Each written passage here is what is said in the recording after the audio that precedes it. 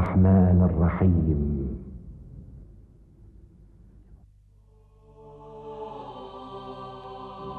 أم حسبت أن أصحاب الكهف والرقيم كانوا من آياتنا عجبا.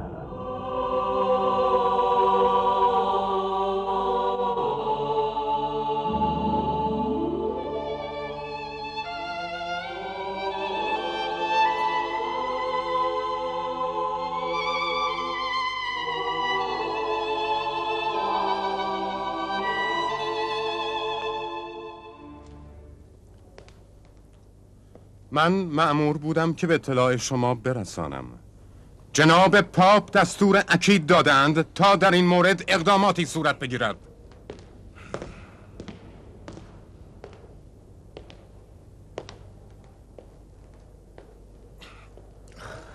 دستور اکید دادند.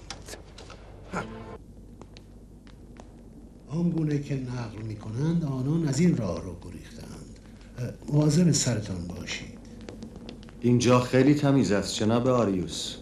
من همیشه اینجا را تمیز نگه می‌دارم. شاید باور نکنید، ولی گاهی وقتها در این راه رو قدم میزنم. در این مکان احساس غریبی دارم. عجیب است. پس آنها از این راه گریختند. از این راهروها در آن زمان برای چه منظوری استفاده می‌کردند؟ ظاهراً در مواقع ضروری و احساس خطر گریزگاه مطمئنی بوده است.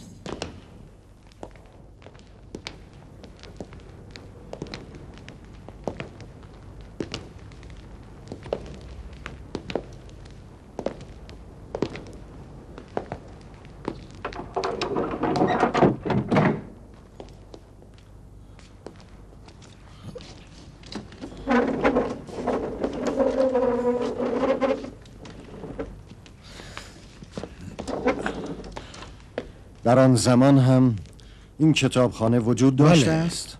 اکثر این کتاب ها از همان زمان مانده است. اینطور که نقل می کنند جناب ماکسیمیلیان بسیار اهل مطالعه بوده است. این جالب است.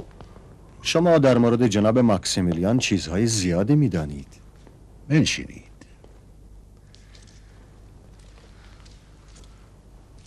ایشان غلامی داشتند به نام گالوس.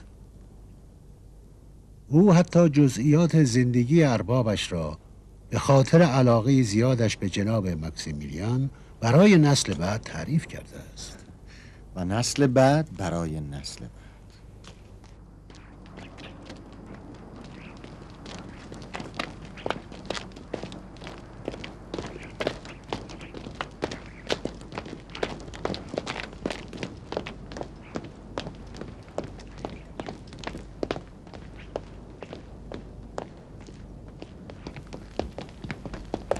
جناب آریوس، خانم لیزا تشریف آوردند. درود بر عالی جناب آریوس. درود خداوند بر شما خانم لیزا. درود خوش بر آمدید. فیلوس. بفرمایید بفرمایید. سلام پدر فیلوس. سلام جناب آریوس. سلام بر دخترکان خوبم. خوش آمدید.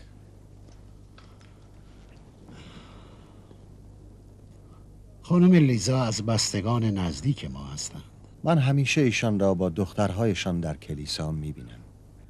راستش را بخواهید من گمان میکنم که اینها دیگر دختران مؤمنی نیستند. فکر میکنم خانم لیزا اشتباه میکنند. مگر چه اتفاقی افتاده؟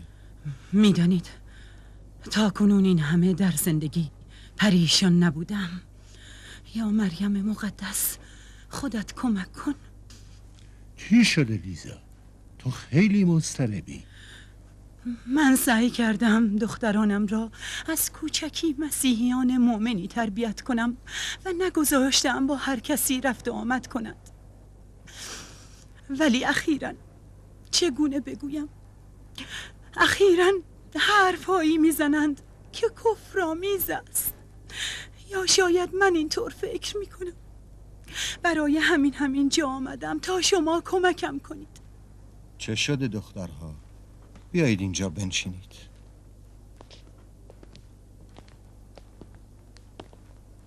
خب تعریف کنید ببینم چه شده. من چیزی نگفتم پدر، فقط سوالی را که دوستم از من پرسید از مادرم پرسیدم و ایشان ناراحت شدند. خواهرم به یکی از همبازی هایمان که موجب اذیت و آزار دیگران میشد گفت خداوند تو را به خاطر این رفتار بدت به جهنم میبرد و آن دختر گفت جهنم کدام است، بهشت کدام است، همه اینها دروغ است. ما هم همین را از مادر سوال کردیم. از من میپرسند از کجا معلوم که غیر از این دنیا دنیای دیگری هم هست، یا از کجا معلوم ما پس از مرگ زنده شویم؟ اصلا تا کنون کسی دیده است که مرده ای زنده شود؟ میبینید این شبهه ها و تردیدها را به دنیای کودکان هم کشاندند. آری دخترانم، مولای ما مسیح مرده هایی را زنده کرد که همه مردم دیدند. شاید باورش برای شما مشکل باشد. دلم میخواست برای شما دلایلی دیگر هم بیاورم، اما نمیدانم متوجه میشوید یا نه. ببینید عزیزانم، اگر بهشت و جهنمی و پاداش و مجازاتی نباشد که همه زندگی پوچ و بی حاصل است. خداوند حکیم این همه عظمت و دقت و نظم را نیافریده که چند روزی تماشایشان کند، بعد همه را نابود کرده چندی هم ویرانیشان را مشاهده کند. پناه بر خدا که این کار بیهود از نادانان هم بعید است. میخواهم بگویم خدایی که انسانها را از نیستی به هستی آورد، برایش مشکل نیست که انسان را دوباره زنده کند و حیاتی مجدد عنایت فرماید. نمیدانم شما اینها را درست متوجه میشوید یا نه؟ من احساس میکنم این پاسخها نمیتواند همه این سوالها و تردیدها را از ذهن مردم پاک کند. فقط یک شاهد عینی و یا یک معجزه میتواند پاسخ این همه شبهه و شک و تردید را بدهد. یک مشت ابله دانسته و ندانسته در ذهن مردم القای شبهه می کنند. کلیسا و مسیحیت را زیر سوال میبرند. من مطمئن هستم که اینها همه زیر سر تئودوز و آن مشاور بت پرست است. فردا پاپ به ما چه خواهد گفت؟ جناب مطران، بهتر نیست به جای ترس از سؤال پاپ از سؤال خداوند در روز قیامت بترسیم؟ تئودوز مرد با ایمانی است، اما از او چه کاری ساخته است؟ شاید اعمال امثال من ایمان مردم را متزلزل کرده است. اگر تئودوز با ایمان است، هراکلیوس بت پرست در دربار او چه می کند؟ هراکلیوس را روم فرستاده و فرمانده سپاه است. منتخب تئودوز که نیست. عجیب است. ما نمیدانیم چرا پدر فیلوس از تئودوز حمایت می کند. نکند که چه؟ به جای اینکه دندانتان را در گردن دیگران فرو کنید، کمی به خودتان بیاندیشید. تو تاکنون چند موعظه کرده ای که خلافش را مرتکب نشده ای؟ و تو تاکنون چند بار پاسخ سوالهای مردم را با رأفت و نرمش داده ای؟ و تو تاکنون پاسخ چند سوال را میدانستی و سوال کننده را درست قانع کرده ای؟ و تو و من، خود شما آیا مشکل مسئله‌ای به نام معاد ندارید و سوالی در این خصوص برایتان مطرح نیست؟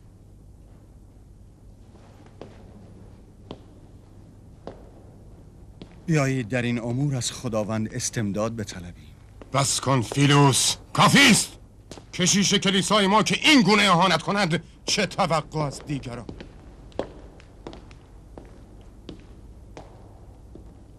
70% کلیساها از این تبلیغات شوپنهاگ رنج میبرند و بسیاری از مؤمنین نسبت به معاد و دیگر مبانی دین مسیح به تردید افتادند. هنوز برای ما مشخص و معلوم نیست انگیزه کسانی که به این امور دامن میزنند چیست. کاملا معلوم است ما خود را به تقافل زدیم. جنگ بین پیروان خدا و شیطان همیشه بوده و خواهد بود. عالی جناب تئودوس، پیروان شیطان کدامند؟ بسیاری از آنها مسیحی اند و به تردیدها دامن میزنند. این دیگر از همه بدتر است. اگر مؤمنین در امر معاد به تردید بیفتند از دین چه میماند؟ شک وقتی که آمد دامن همه را خواهد گرفت. عالی جناب. مخصوصاً آن شکی که مطابق میلمان باشد.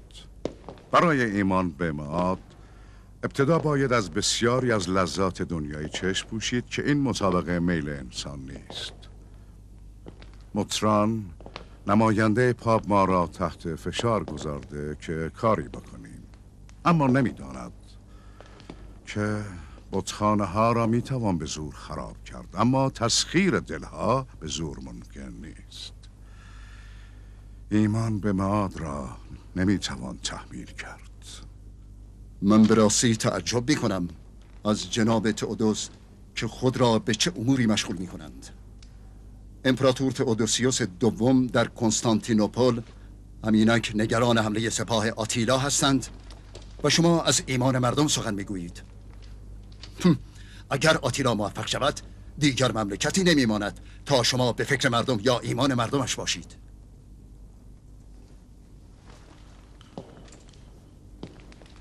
گوش کن جناب هراکلیوس، هر وقت در مورد تجهیز سپاه و لشکرکشی و جنگ سخن گفتیم از تو نظر خواهیم خواست. حال برو.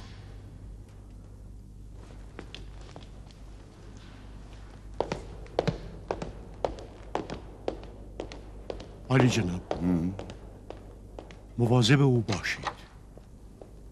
از آدم بی ایمان هر گونه توطئه و خیانتی برمی آید. او در بعضی مواقع مرا میرنجاند. به هر حال او مرد جنگ است، نه بارناباس؟ بله عالی جناب، ایرادی نیست. من فقط گفتم بیشتر مواظبش باشیم. مسخره است. تئودوس به جای آنکه به فکر ملک باشد به فکر ملکوت افتاده. من از اول هم در صلاحیت او برای حکمرانی سوریه شک داشتم. تئودوس به جای اینکه حاکم شود باید کشیش میشد. در حال حاضر کارتاشا ما را تهدید میکنند. اگر تئودوس به فکر نیست ما باید باشیم. منظورتان چیست؟ منظوری ندارم. اگر تئودوس کفایت لازم برای انجام کارها را ندارد ما باید برایش انجام دهیم. چگونه فهمیدی که تئودوس کفایت ندارد؟ امپراتور هم از این حرفها میزند. آیا او هم کفایت لازم را ندارد؟ امپراتور اعتقاد ندارد و میگوید، اما تئودوس واقعا معتقد است. من معتقدم که این حرفها بیهوده است. با وصف حال هیچ کدام بیکفایتی تئودوس را ثابت این بحثا نمی‌کند. چه فایده ای دارد؟ من فقط گفتم که ما باید به فکر آنچه که تئودوس به فکرش نیست باشیم. همین. برویم.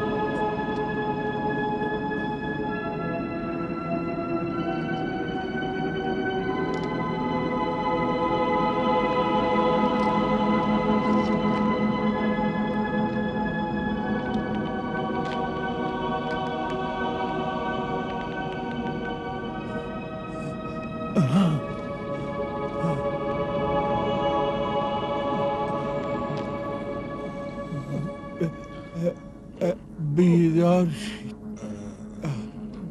جناب تلمیخا دیرهسوس بلند شو یه واریز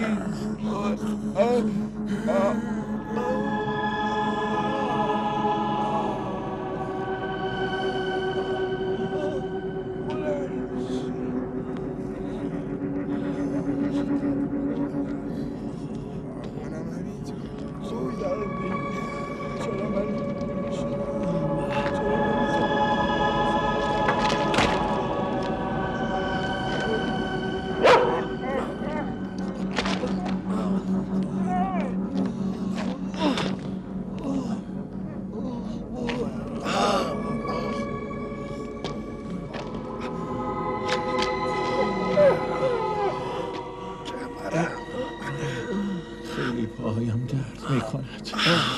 مگر چقدر خوابیدیم که اینقدر احساس خستگی میکنی؟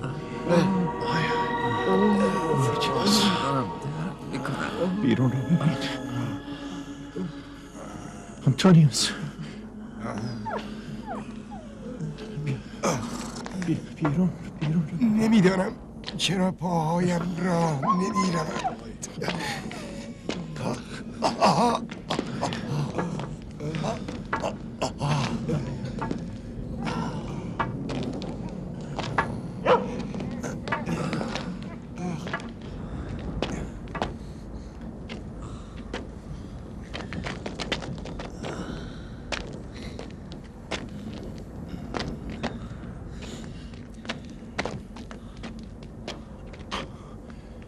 اینجا چقدر تغییر کرده. سنگ‌ها رو ببینید.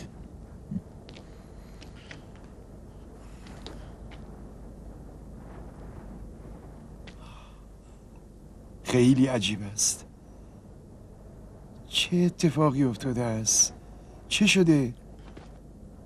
اینها چیست؟ این سنگ‌ها اینجا چه می‌کنند؟ صبح که می آمدیم اینها نبودند. یعنی ممکن است ما متوجه نشده باشیم؟ برویم داخل. برویم.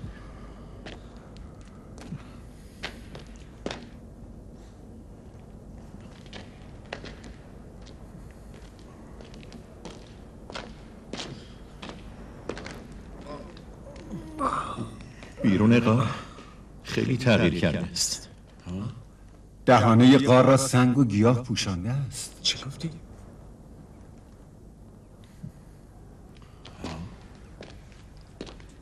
تو نخوابیده ای کمتریو؟ هنوز از سنگی که صبح به تو زدم ناراحتی؟ آری؟ شما فکر میکنید ما چقدر خوابیده ایم؟ روز از نیمه گذشته، ولی تصور نمی کنم بیش از نصف روز خوابیده باشم. اما من احساس میکنم که بیش از اینها خوابیده ایم.